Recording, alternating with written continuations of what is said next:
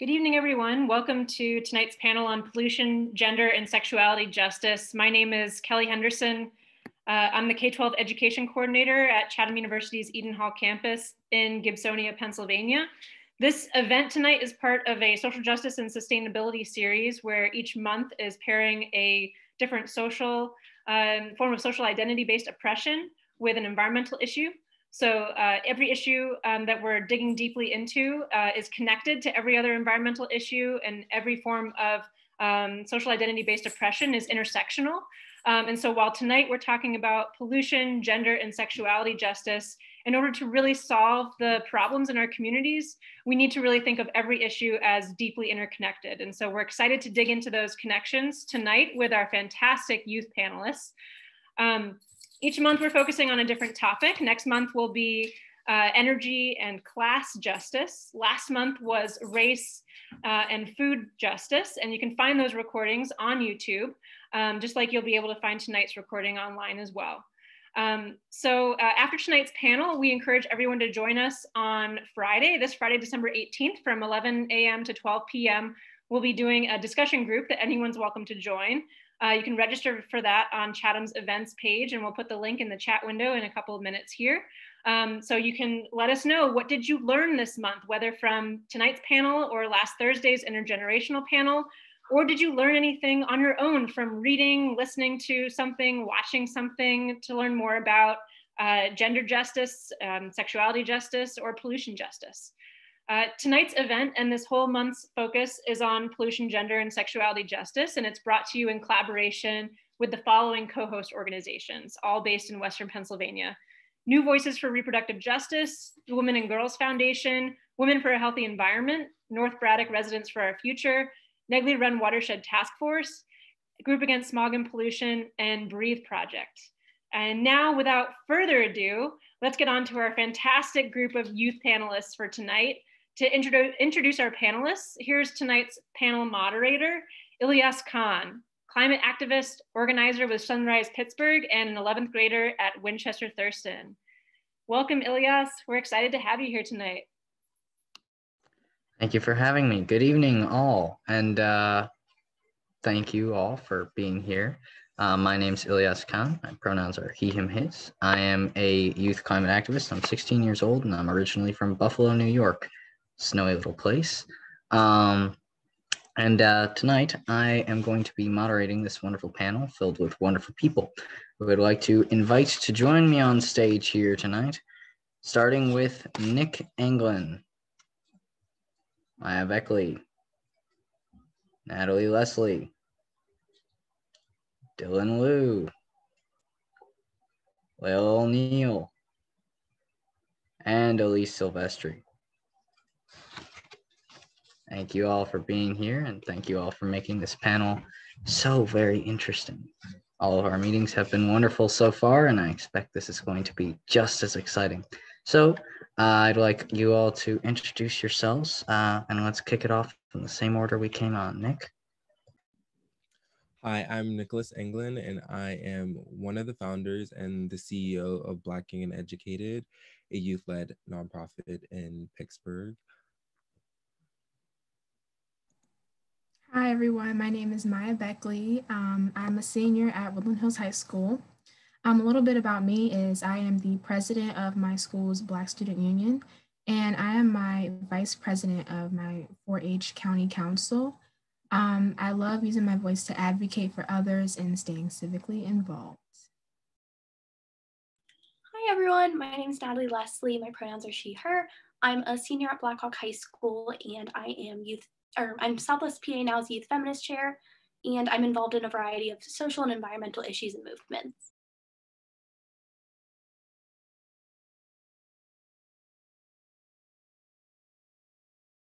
Dylan, you're up. Yeah, I'm struggling with the unmute button. I'm Dylan Liu. My pronouns are he, they. I am an organizer in Venango County, Oil Region Youth League of Socialists. I was also the volunteer field director and coordinator for the Michael Bagdis Canning campaign, which ran for the PA 64 State House seat.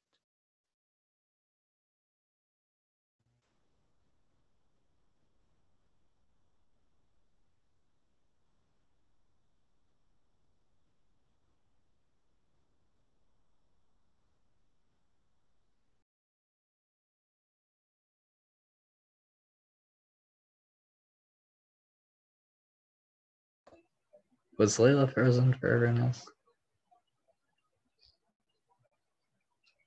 Wasn't gonna say anything, but Layla, could you please repeat your intro?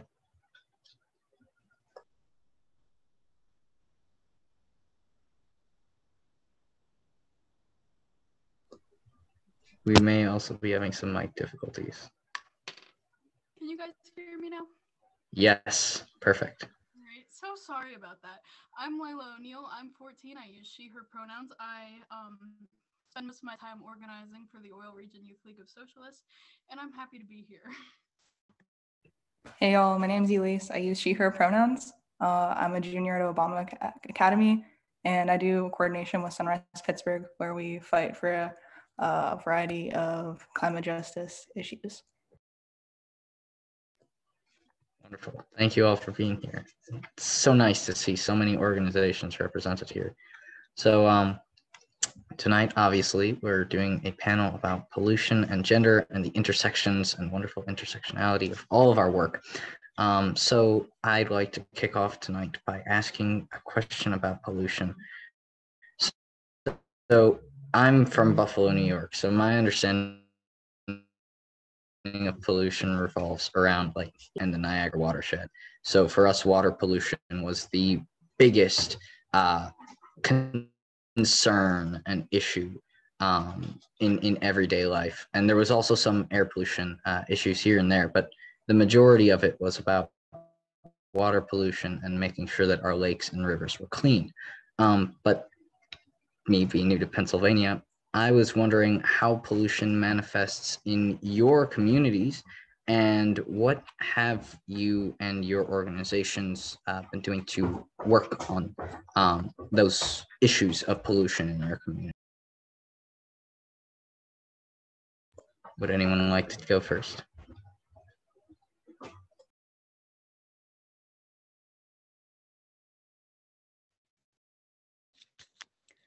I'll start. So in Pennsylvania, there's hundreds and thousands of natural gas wells that were unplugged or insufficiently plugged.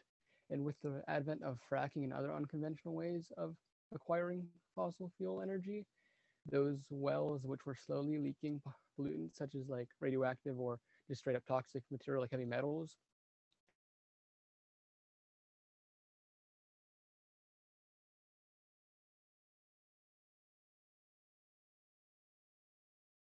Am I the only one having trouble hearing Dylan? Dylan, I believe we're having a little bit of mic trouble this time from your end. So could you repeat the last bit after you said heavy metals? I think that's where we left off. What I was meaning to say is that the old coal mines and strip mines and other ways that they used to get coal are all the pollutants from that are being sent into the streams and in the aquifers by the fracking water, because there's those pathways that are already dug out for the water to travel. So it travels the path of least resistance. But it's a problem that is being talked about. A lot of these wells, they are not documented. No one knows where they are. So there's volunteer organizations that are going around the state trying to compile lists of them. And in Venango County in Oil City, where the oil boom originated in the world and in the nation, we are one of the hotspots for that.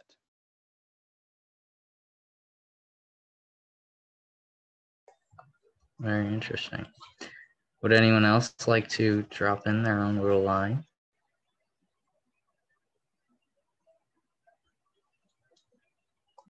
I'll stack, I suppose, since I don't see anybody talking. If you had some trouble hearing Dylan, what he was saying is we have a lot, and like truly like an astronomical amount of orphaned gas wells, and it poses a real big issue to wildlife and people living in our area. To address this, we've campaigned with a local politician, Michael Bagdis Canning, who I believe is in attendance.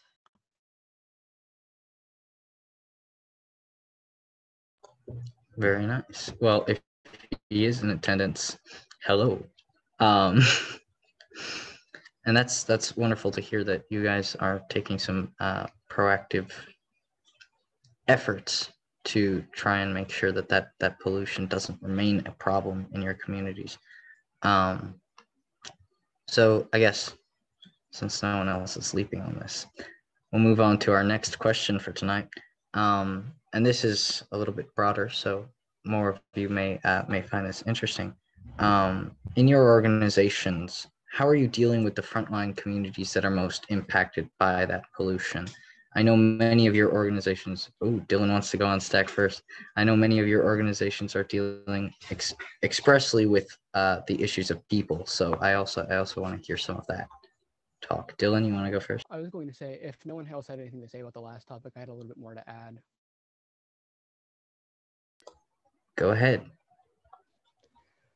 There are a few other things. Like one of the big ones I wanted to mention was water treatment plants, is they have been treating the water that is being produced by these alternative ways of finding natural gas, aside from strip mining and such, but they're not being properly cleansed, and it's suspected to be at such a level that it could be statewide. So things like radium and barium and other kinds of very radioactive and harmful things that not only hurt people, but hurt entire ecosystems, because you get into the bodies of the fish, and then different birds eat the fish, and then, or other creatures eat the fish, and then we eat the things that eat them, or it gets into the groundwater. That's very dangerous for everything and could cause different ecosystem features to collapse and be very bad for everyone involved. That's all I had to say about that topic. Sorry. Thank you. Well, every addition is valuable. So why don't I pick on Nick here? You're from Black, Young, and Educated, and as we know, folks of color are really a major frontline community in this country in regards to pollution, in regards to racial injustice, in regards to pretty much everything. So how is Black, Young, and Educated, and how are you working on this issue? Are you talking specifically, I was gonna actually ask you to rephrase the first question, but are you talking specifically on pollution on this point? In this question, I am. Okay. So specifically on pollution in the city of Pittsburgh, we focus our time on educating other people on how pollution affects specifically Black communities, which a lot of environmentalists that we've learned, like we've noticed in the environmental movement, they don't center Black people within their work. And they never, when we had protests over the summer advocating Black Lives Matter and basically educating people on different topics that affect Black people in the city of Pittsburgh, a lot of white environmentalists never came out to those protests. And it was even noticed by Leandra, who's led Fridays for the Future, which is a weekly protest for climate change in the city of Pittsburgh. And so we take our time to educate other people on basically how the infant mortality rate in the city for Black mothers is very high because of Black communities have to do with high pollution rates and bad air quality, and how asthma is Black people in Pittsburgh and the surrounding areas of Pittsburgh and Allegheny County have higher rates of asthma because the air quality within our communities are worse than that of white communities. Thank you. Speaking of air quality, Natalie, I know you are right by that brand new show, Cracker Plant. You want to talk about how those communities are being impacted and how you're working with them? Yeah, definitely. So air quality is definitely a huge issue in Beaver County and Pittsburgh, and it definitely affects people of color and poor communities rather than it does to white communities, because just our government and our funding. And this cracker plant is going to be detrimental to everybody who lives in the surrounding area. And it's going to affect everyone's lungs. It's going to affect everyone's lives. It's going to create cancer. It's ruining our environment. It's just detrimental overall. I know a lot of groups are working with Shell and working with our politicians to try to limit this effect and try to lessen how the effects of this plan. Thank you.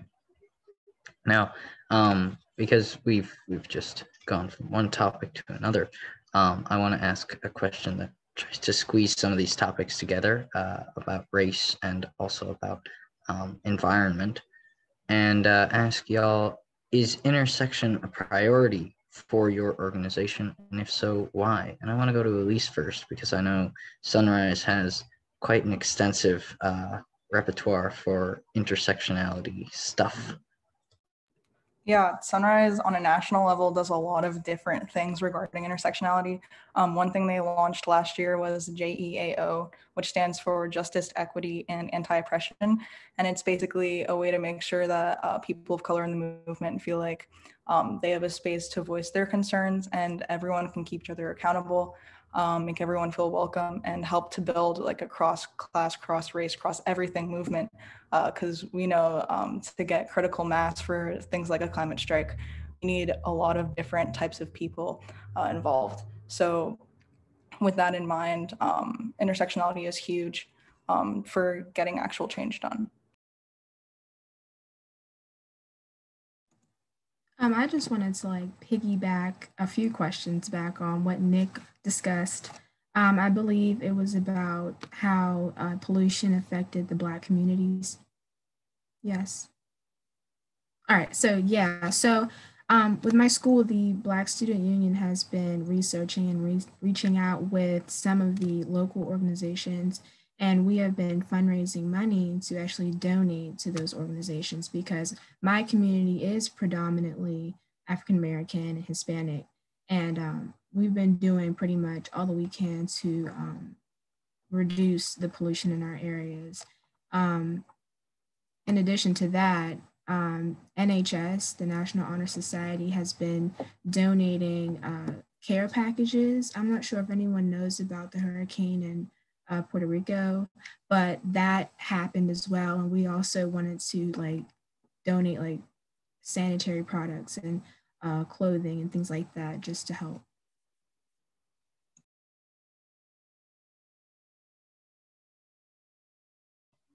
Wonderful. Well, that's great to know. And obviously, that's some wonderful action that's being taken to make sure that frontline communities are being properly addressed in regards to environmental and racial catastrophe. So I want to continue on that intersectionality question and ask Maya what your thoughts on intersectionality are, because you just answered one question and I'd like to hear this one as well. So my thoughts on it, I believe, generally speaking, all communities should be given the same resources, like equity-wise.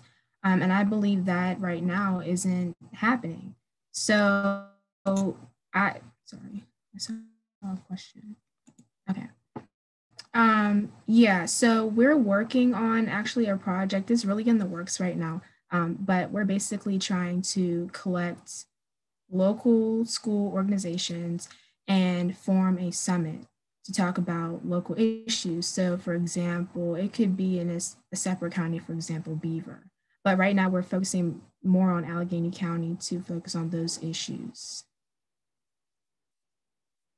They're, it's really in the works right now. I can't really spill too much, but that's the most I can discuss on that topic right now.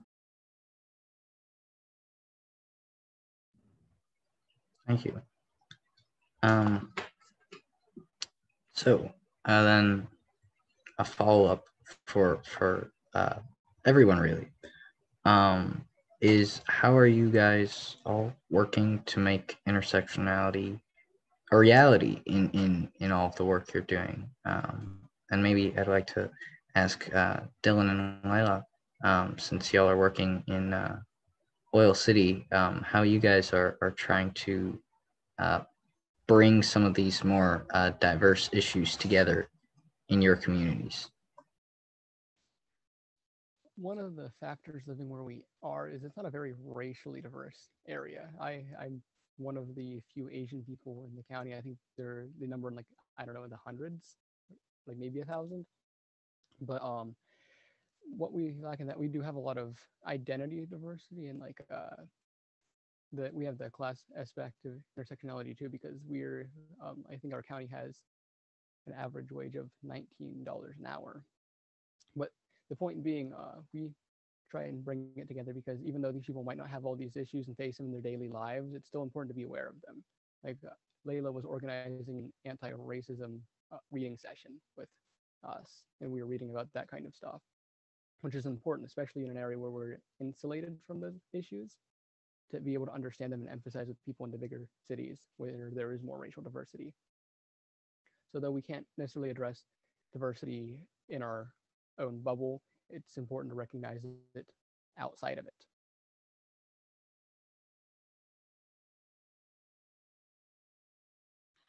I'd like to add as well that we are educating our peers. Well, we can't really talk to the adult population for one reason or another. We're stopping it where it starts. We're stopping it for the next generation, and we're stopping it for our peers. I can't really speak on racial issues, being the dominant demographic, a white woman in Oil City. But we're working on gender and sexuality issues within our own age group through educating, primarily talking about it, erasing the stigma, and yeah.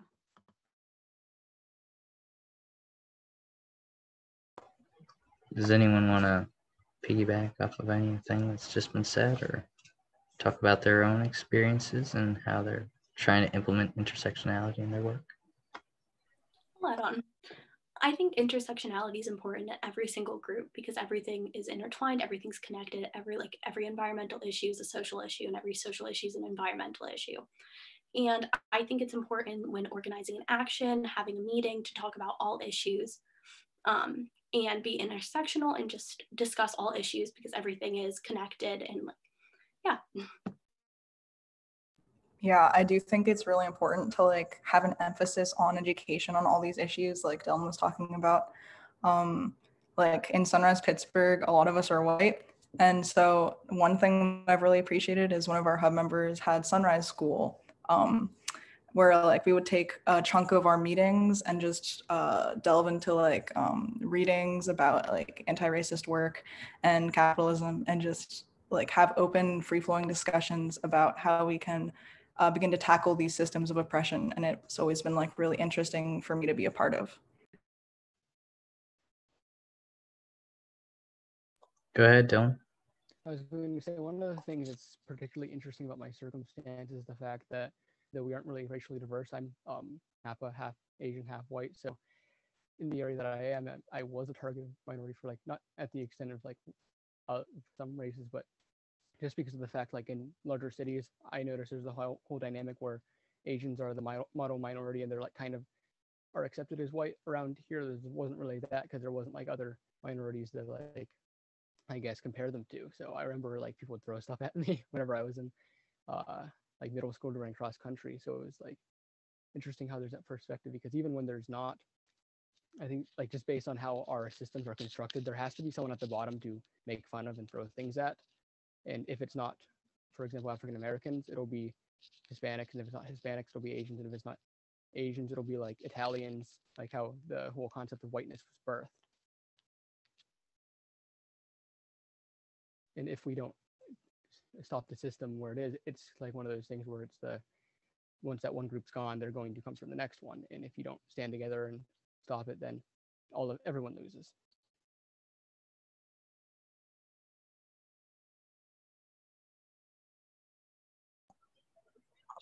Very nice. I feel like there should be more discussion on this topic. So maybe before we move on to the next question, I'd like to press Nick and Maya if either of them wants to talk about how this dynamic of racial inequities has kind of prompted them to seek intersectional solutions, if it has. So basically, what I've noticed through organizing and my activism over the summer is that you can't really talk about race without bringing up the intersections of oppression that specifically Black and Brown people face in America. So we have to deal with oppressions from every side, meaning sexuality, gender, pollution.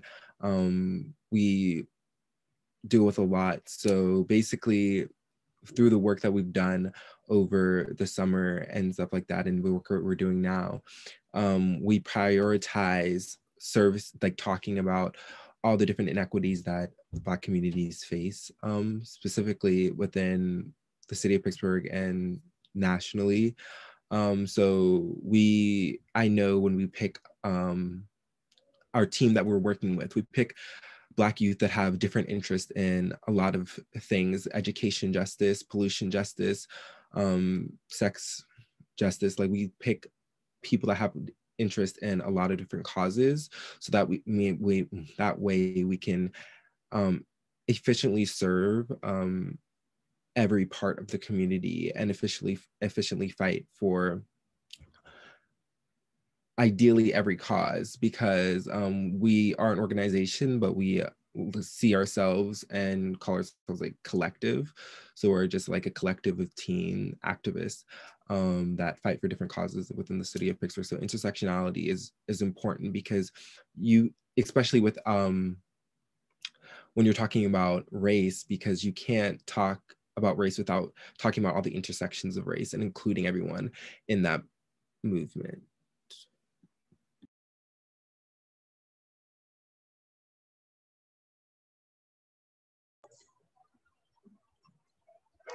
Wonderful.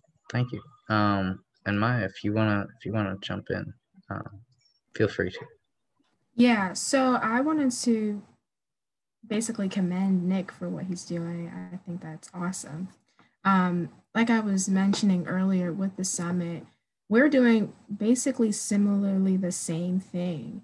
We are reaching out to different communities, and we're trying to break the stigma, a lot like what Layla said, within our community about, gender justice and pollution and all those things, because in our school, it's predominantly Black, and we feel like we are categorized, and it's a very hyped up stereotype that the average African-American person either doesn't do well in school or depends on athletics to, further their education.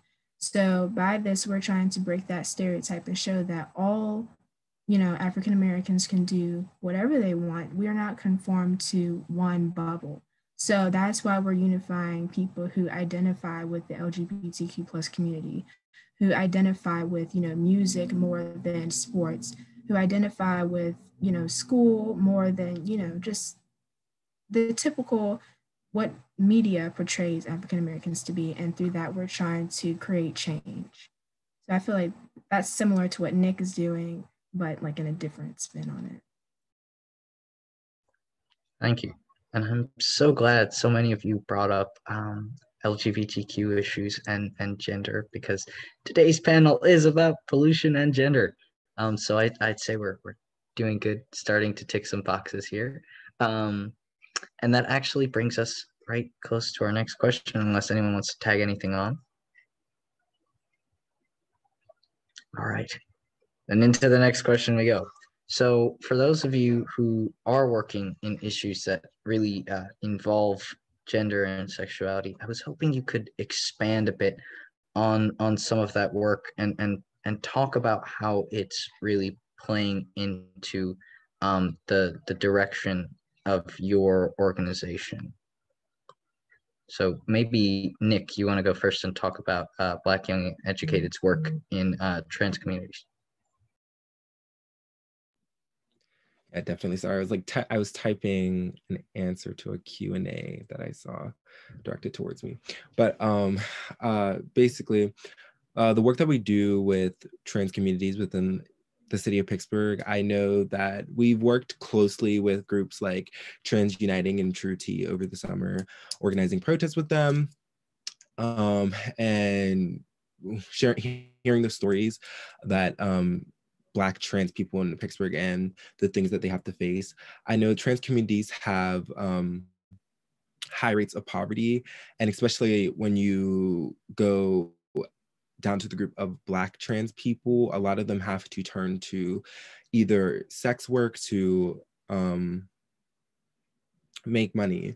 So trans communities face a lot of discrimination, and I know we had the instance of Elia Johnson. She died earlier this year, and basically she received no justice within her death.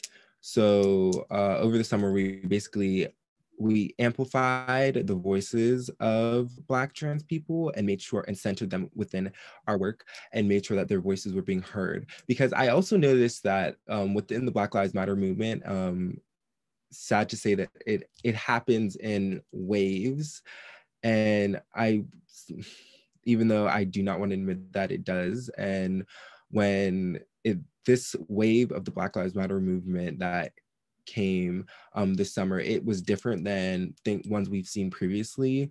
We were centering gay people, we were centering trans folk within the work and making sure that their voices and their stories were heard.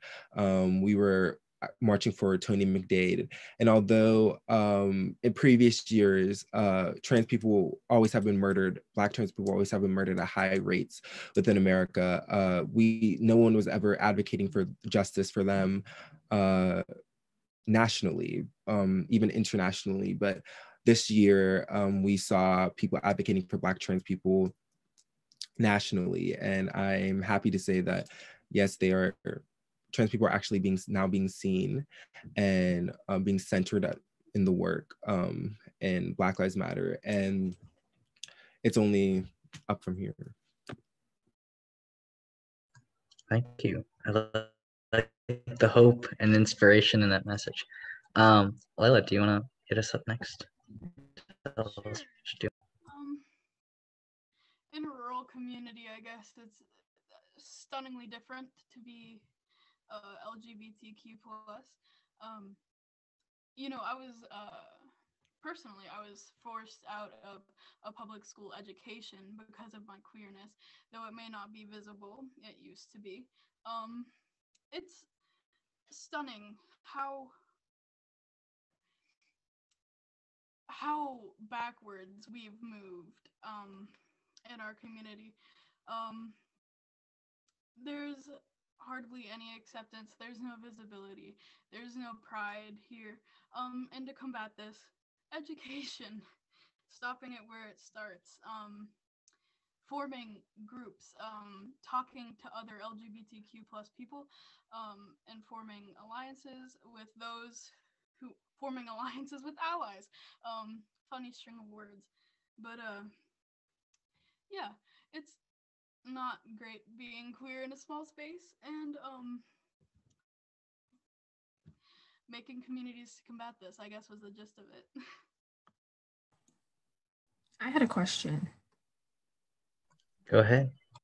Have you ever thought about creating a coalition, probably more geared towards LGBTQ?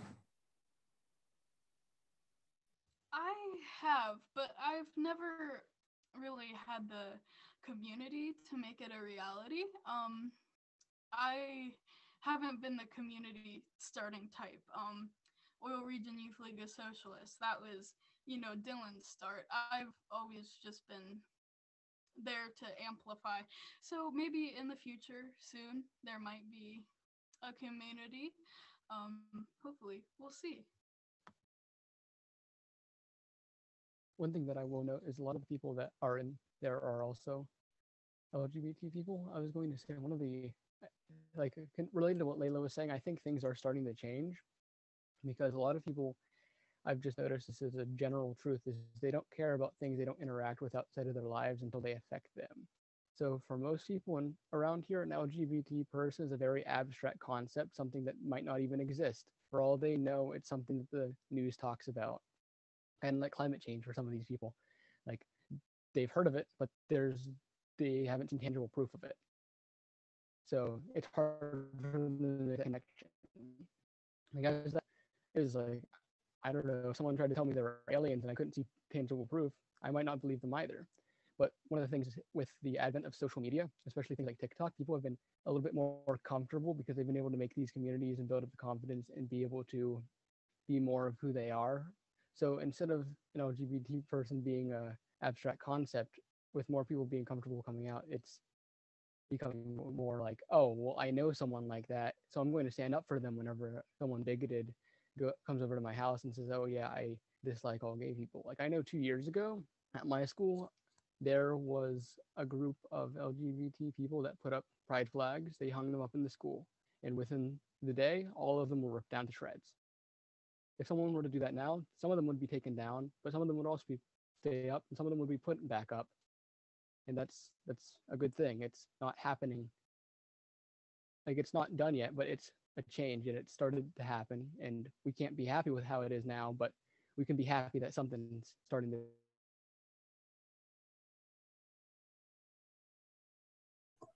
Thank you.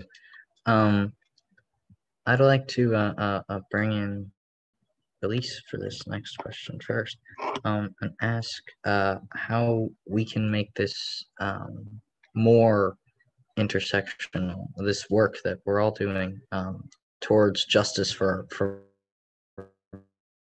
various communities, more intersectional, especially in regards to gender and sexuality, since I know Sunrise is the intersection hub. Yeah, so getting intersectionality is super important for reasons we've already outlined. And I think like part of this is Sunrise focuses a lot on friend-to-friend organizing, but it's also really important to get outside of your circles and have like tough conversations with people. And that's like where you really dig into the education side of things. And one thing Sunrise Pittsburgh is looking to do for 2021 is having conversations with more conservative groups in Pittsburgh, trying to just see where they're coming from and maybe tell them that, you know, it's okay if you're gay and you can't pray it away. And so it's education, and also just encouraging more people to get involved and making sure that we're providing spaces for these people to get involved. Anyone want to jump in and add on with their own personal thoughts as to how we can do more? Dylan? I'd like to say with what Elise was talking about, living in the area that we do, just generally about anyone we interface with is going to be conservative, at least on that conservative spectrum in terms of American politics.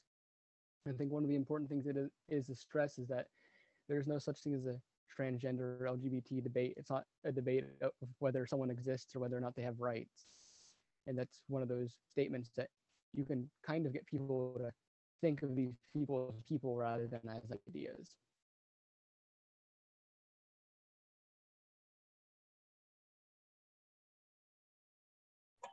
Natalie, you look like you're itching to say something. Yeah, so Southwest PA Now, the organization I'm a part of, they focus on gender inequality, and intersectionality is a massive part of the group. So we focus on like women's right to their body, but more specifically like trans women and women of color. And each month we have a speaker from an oppressed group to come talk to us and explain, because it's a group of predominantly white women.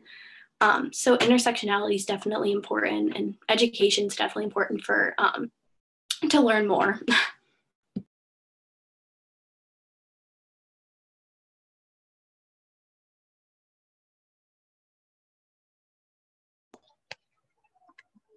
Anyone else want to add anything?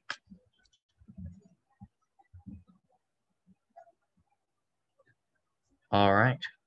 Well, I suppose we can move on to our final question. And again, I'd like to start with Elise, and then I think Nick has something potentially up his sleeve there for this one.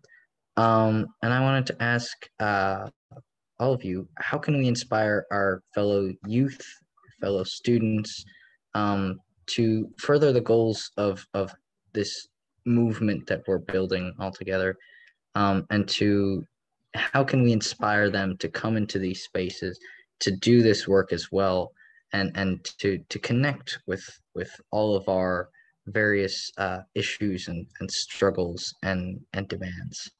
Elise, you want to go first? Yeah.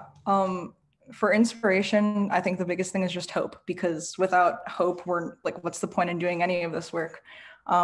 So inspiring people is just about giving them a vision of the future that looks amazing, and knowing that we can work to that. And getting people organized is a great way to start with that, because like being in community with people and like feeling that hope collectively is just such a powerful thing. And just having a very welcoming team of people really helps get work done in a context that is very meaningful. Thank you, Elise. Nick, I believe you, and then Dylan, I believe you have a nice video and some organizing experience that you may want to share with us in this regard. So yeah, basically I worked with Leandra, who I brought up earlier, environmental activist in the city of Pittsburgh. And over the summer, we organized a protest for environmental justice in the city of Pittsburgh. And she specifically reached out to our collective to talk about, to center Black people within this protest. And because she felt like it was important for everyone to be educated on topics. At this point, I was not as educated on environmental justice and justices within the city of Pittsburgh, but she brought that to my attention. And I also shared that with everyone else within the collective about that, and about the injustices against Black people within the city of Pittsburgh. So we planned, we organized a protest and conducted research to have this protest in order to educate as much people as possible on accurate things. And we talked about, basically, as I stated before, we brought up how the infant mortality rate in the city of Pittsburgh is low, and we also brought up along how the environmental injustices, it's linked to basically how the health crisis within Black communities that we see in the city of Pittsburgh, because Black people have higher rates of asthma because they live in higher polluted areas, and living in higher polluted areas brings a lot more health problems within your future. So we talked about that over the summer, and there is a video that we also did an interview with Now This News, and there is a video of that. I think Kelly can show that. Yes. No racist! No. We gotta advocate for those in the high polluted neighborhoods, because that's something they have to deal with on the daily. Their voices are not being heard. You know, we gotta use our voices, and we gotta make sure that amplify their voices. Because if you're gonna talk about Black Lives Matter, you gotta talk about every aspect of Black Lives Matter, including police brutality, including environmental racism, including systemic racism. I wasn't necessarily aware of how abundant environmental racism is in our country and in the city I live in until after I started organizing. Before the quarantine, I had been on a streak of 10 months of striking for climate action in Pittsburgh. And I started striking on Fridays, and it was very spontaneous. And I also striked alone for about 4 weeks, which was hard, but after that initial month, I started getting some company. The entire time that I was striking, I was completing my senior year of high school. I was so preoccupied with the idea that enough is enough. We can't continue saying yes to new plants or new factories. I was fed up, and I wanted to get their attention.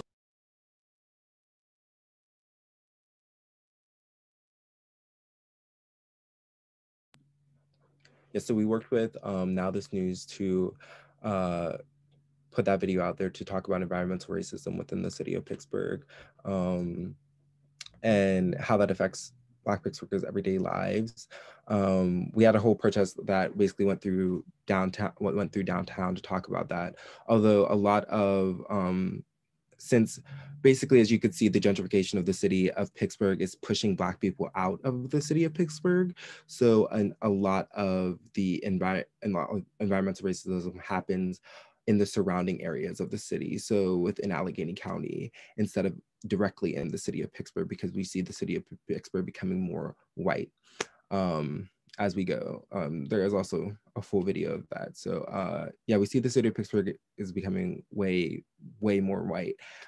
So a lot of, yeah, the environmental racism happens around the surrounding areas. And to answer the question on basically how to inspire, it was how to inspire youth activists. Am I correct about that?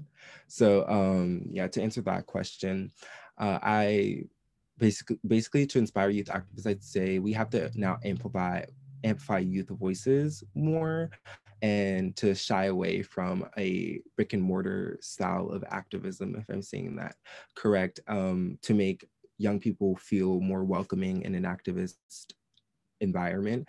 I know going into activism, it can be kind of, people could shy away from it because a lot of times the adults in the room do not listen to us or don't want our voices, aren't heard. And especially for communities of color, our voices already aren't heard. So being youth, along with that, it makes it 10 times harder, and it can discourage a lot of youth activists of color to speak up and to stand up.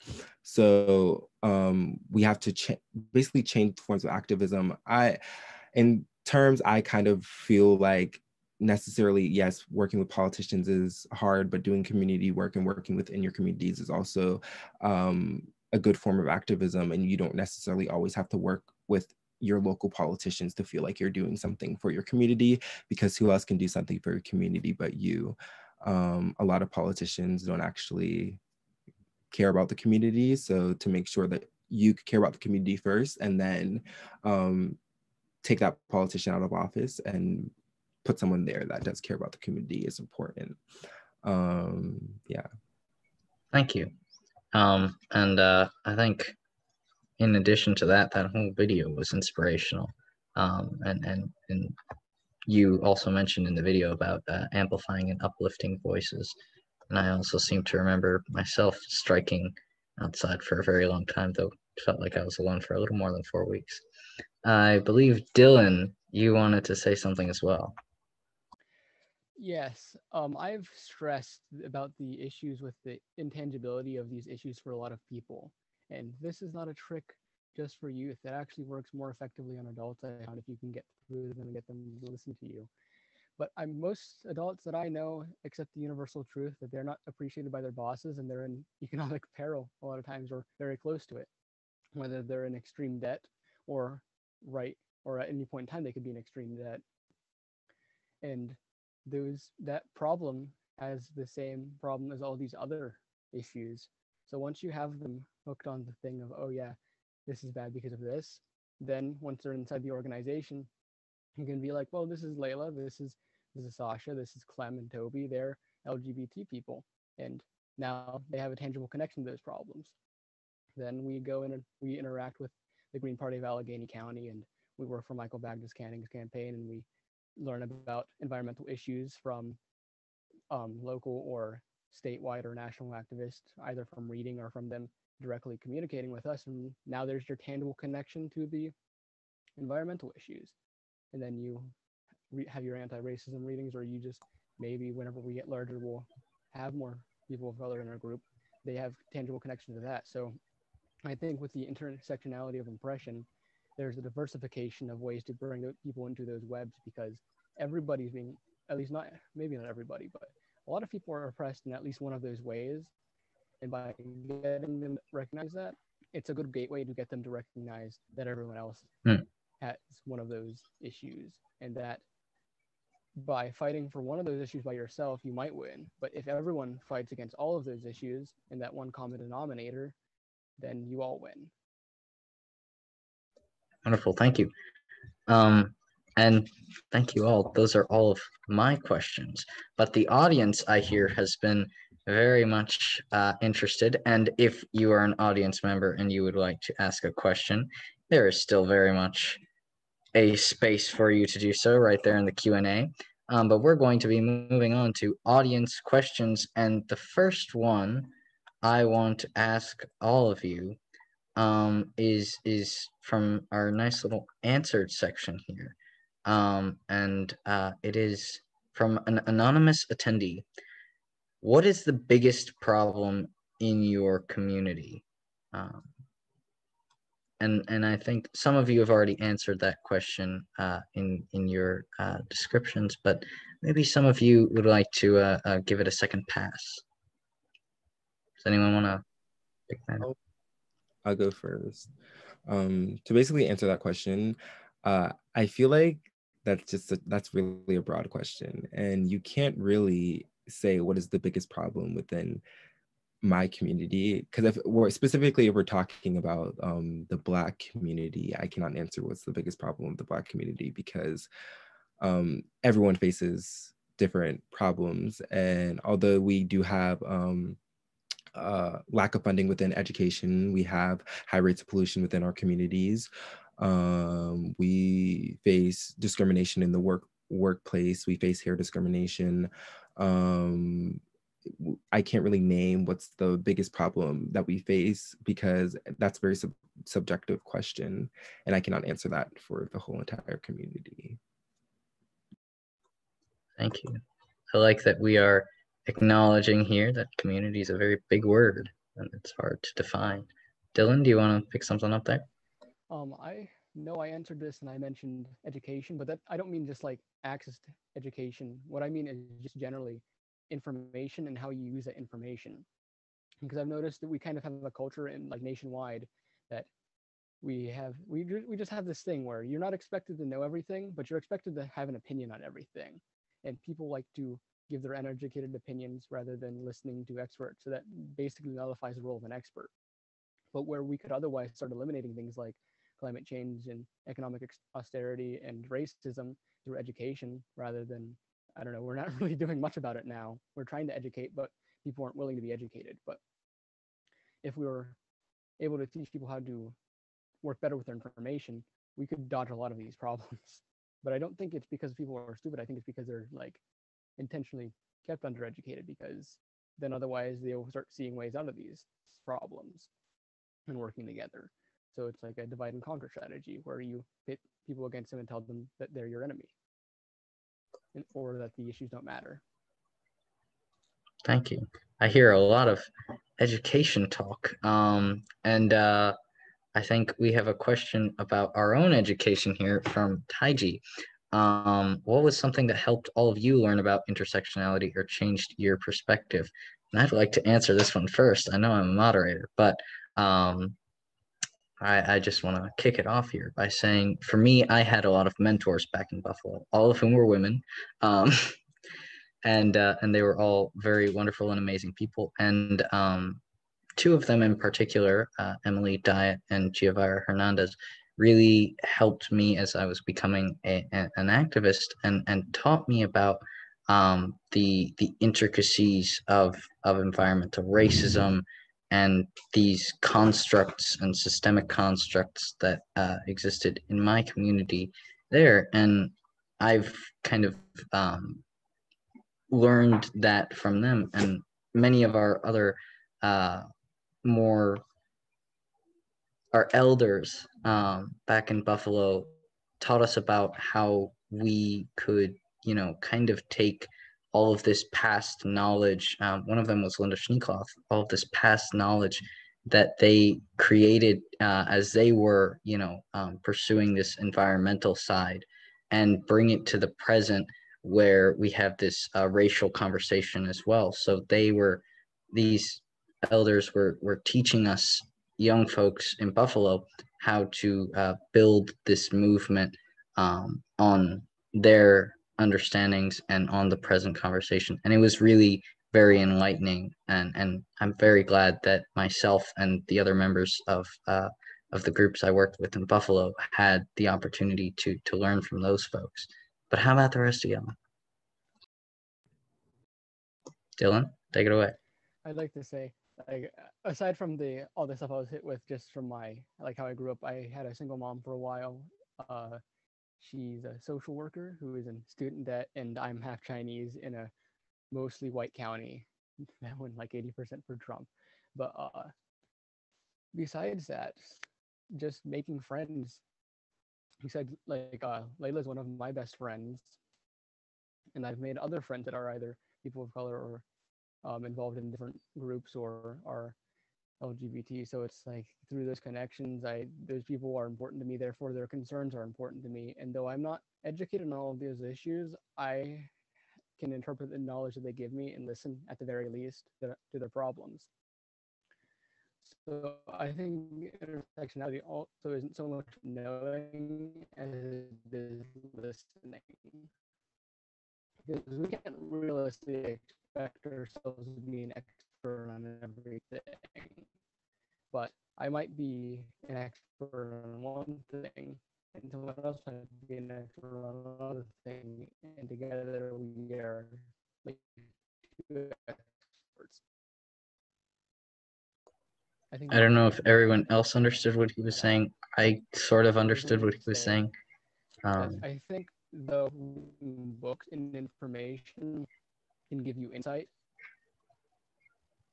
What part did it cut out on? Because it keeps on telling me my internet is shaky.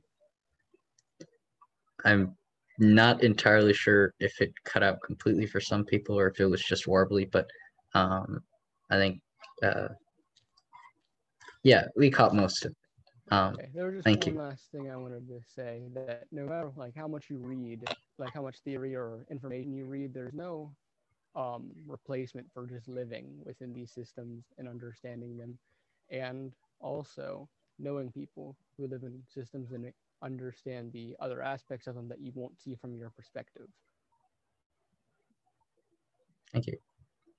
Since we're closing on our deadline of 7 o'clock, I want to get through these next few questions from anonymous attendee. Ask the girl. From anonymous attendee, what are some ways adults can support youth organizing? And you heard the lady.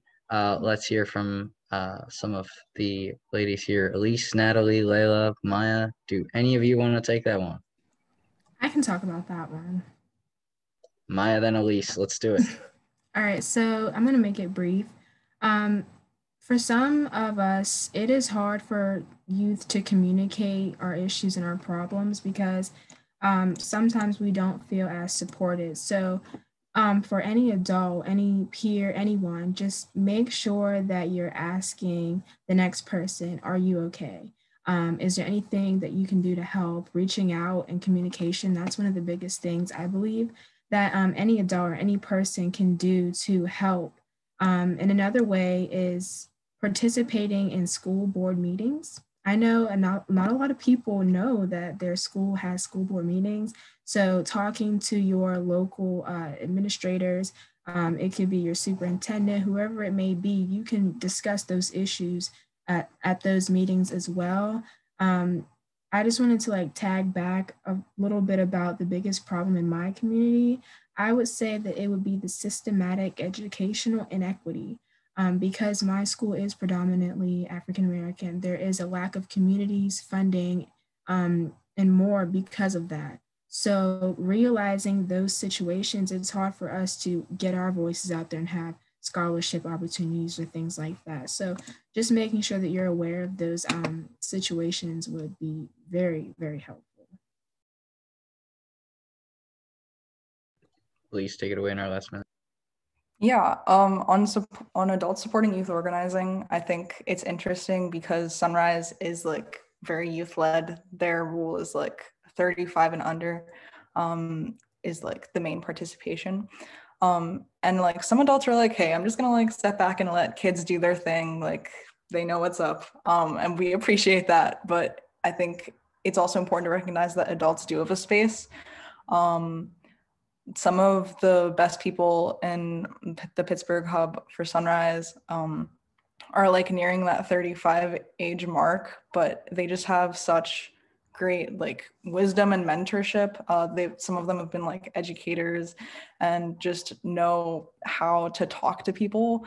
And so like them supporting like the action that us youth are taking is so important for furthering the movement as a whole. Thank you. And if Layla or Natalie want to hit us up with any last remarks on that question. Yeah, so I'm a part of a bunch of adult-led organizations. So in most of these, I'm the youngest one. And I think the biggest thing is just listening and giving like youth a platform to speak and like just listening to them. Yeah, just that in general. I think it's very important if you're trying to be involved in youth organizations and help us, ground us in realism, give them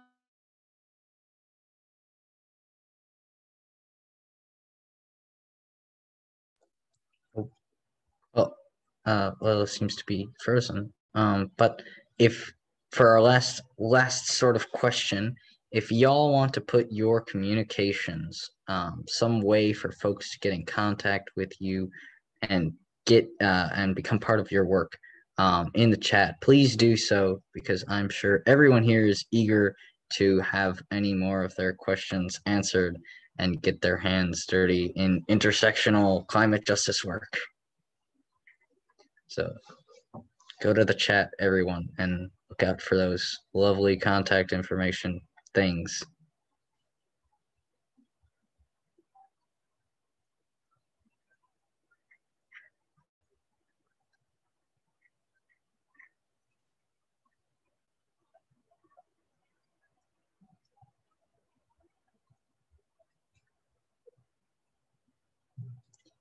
All right. Thank you all for coming. Thank you so much for staying. And as Kelly has said, there is a debrief call for you panelists, I believe, after this, if you'll join us. And we will consider or continue thinking about all of your lovely questions. And I hope you'll consider thinking about all of our lovely answers this evening for a very long time. I hope you've all enjoyed it as much as I, and I hope my fellow panelists have. And we will see you all next time. Have a good one, folks. That's all for tonight. Thank you.